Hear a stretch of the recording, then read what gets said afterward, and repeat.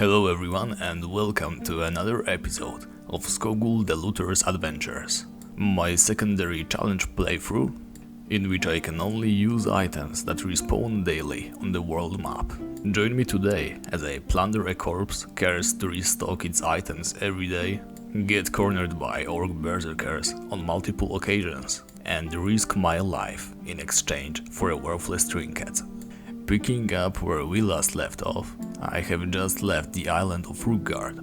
I had no pants, my shield couldn't even block an attack from a troll, and the rest of my gear were items that most casual players probably won't even have in their equipment once during the entire playthrough. Thankfully, there was a way to obtain a massive boost in my gear quality, relatively easy. I chose Venor as my starting location for a very specific reason. My first stop was to loot a warehouse where you can always find a daily spawn of machete. It is a secret tool that we are going to need later. Once I had it, I made my way northwest to a lovely location also known as the Green Claw Swamp.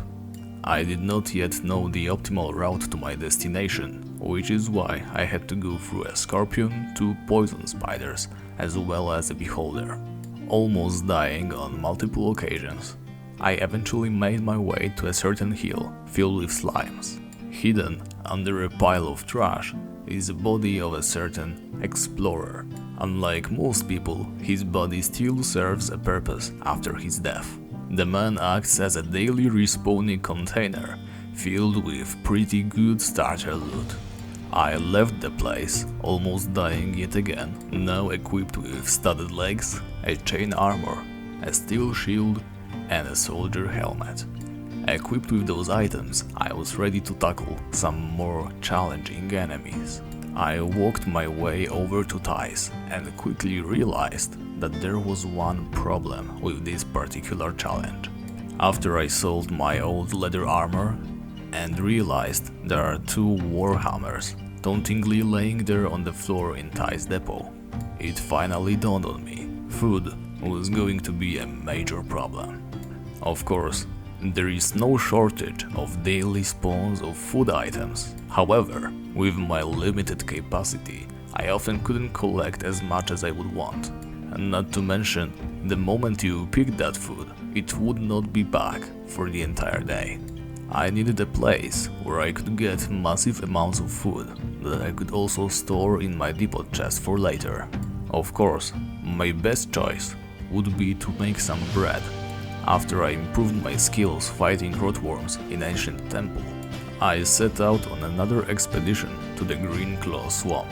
Slightly north from the place where we obtained our gear, there lives a witch named Waida.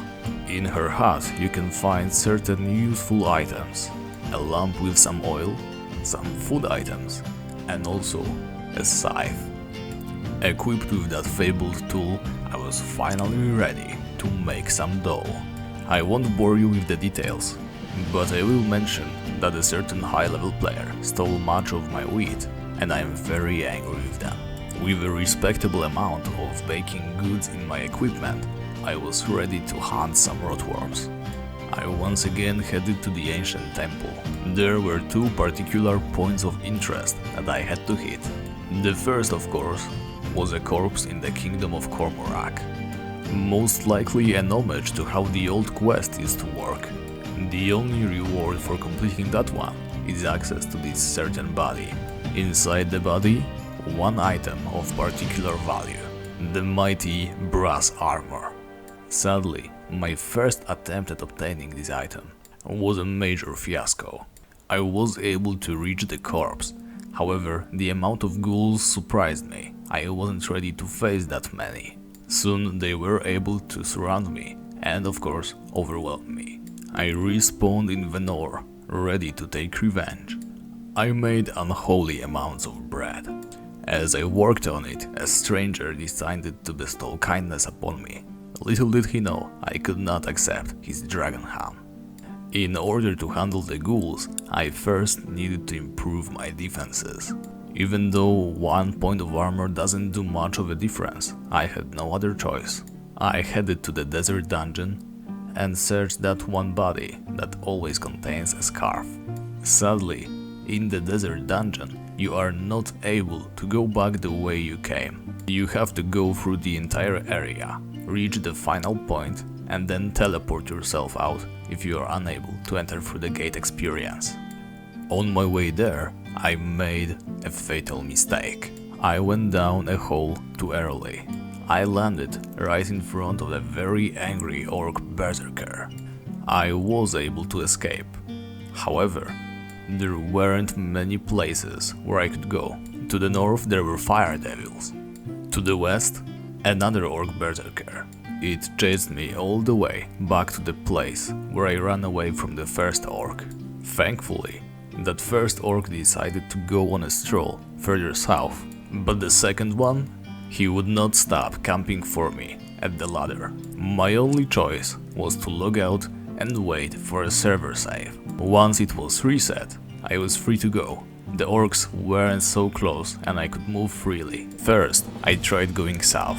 However, I instantly ran into 2 more orc berserkers. The upper floor was entirely off limits.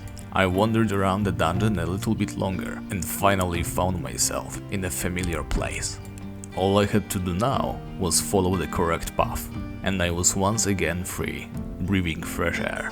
Not wanting to repeat my past mistake, I decided to level up a little bit before I attempted to obtain any more items.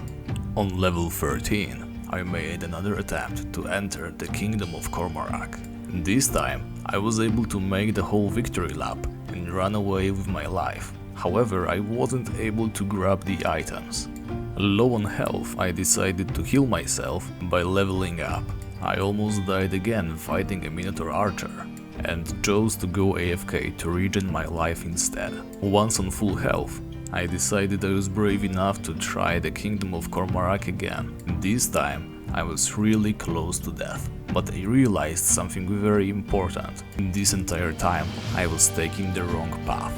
Like a fool, I would rush straight towards the dead body, easily getting swarmed and almost dying every time. Sometimes, when you wish to obtain something, it is better to take the long way around. On level 14, I was ready to go for my final try. The body was on the left side of the coffin.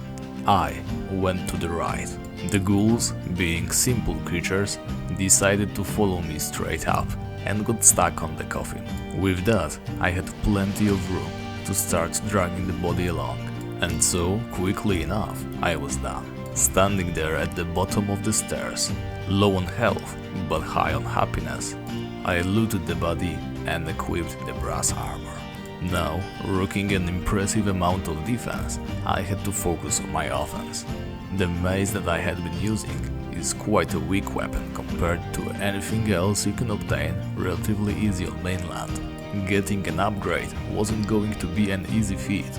I sold whatever daily spawns items I could, and for that money I could afford 3 healing potions. They weren't much, but they had to suffice. I leveled up to 16 and grabbed some crates, hoping they would be of use. The weapon that I was going to grab is mostly surrounded by regular Minotaurs. However, there would also be a Minotaur guard and a Minotaur mage. The guard can push crates around, while the mage can block them by casting his energy fields.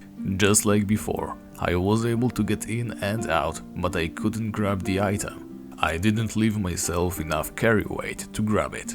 That mistake cost me one of my precious health potions. I regenerated my health and dived in again.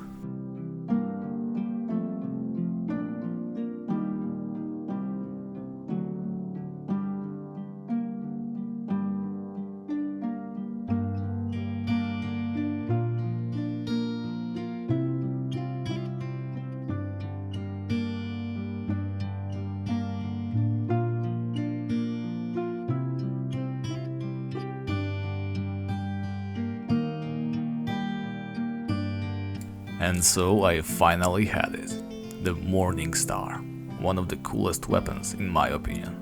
Rocking 25 points of attack, this would increase my damage output by quite a lot.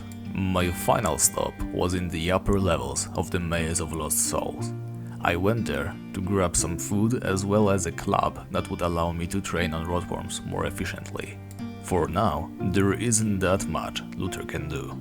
With my access to food and supplies highly limited, I had to find a way to scrounge up some money to afford potions. Without them, I couldn't afford to hunt in high XP areas, and definitely won't be able to obtain any of the items that are further up on the unlock list. There are two places. The first, in the ancient temple dungeons, there is an underground room with a rapier and some gold coins. Also, underneath the graveyard north of Ties, there is a hidden chamber with some trolls and chests.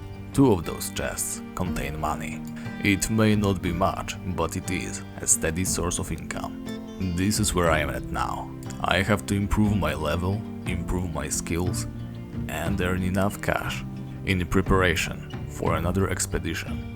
As always, thank you very much for watching. Special shout out to all my boys in the Iron Snails Guild. If you would like to be a part of our community, feel free to join our Discord channel. The link should be somewhere in the description below. Feel very welcome to leave a comment. And as always, I will see you next time.